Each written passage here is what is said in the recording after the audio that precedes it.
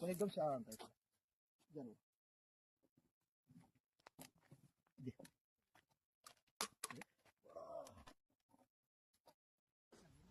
तू पाकते खाली खाली काढून नका एकदम, त्याला मार लागला बिचारायला. ते घेते तो खाली घे. हा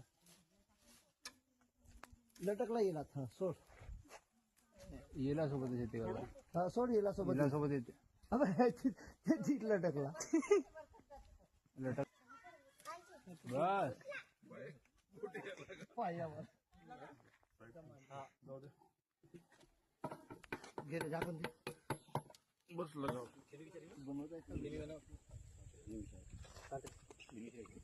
मित्रांनो, दुर्मिळ असलेला हा आणि विलुप्त होत चाललेला हा आहे फास्टन कॅट स्नेक. हा साप निमविषारी असून याच्या शरीरावर मानेपासून तर शेपटीपर्यंत फिक्कट पांढऱ्या रंगाचे आडवे पट्टे किंवा चौकोनी डब्बे असल्यासारखे भासतात. घोणस सापाच्या डोक्याप्रमाणे त्रिकोणी आकाराचा डोका असलेला हा साप, याच्या डोक्यावरचे डोळे हे मोठे असतात आणि जे मांजराप्रमाणे दिसतात, त्यामुळे याला मांजऱ्या साप पण म्हणतात.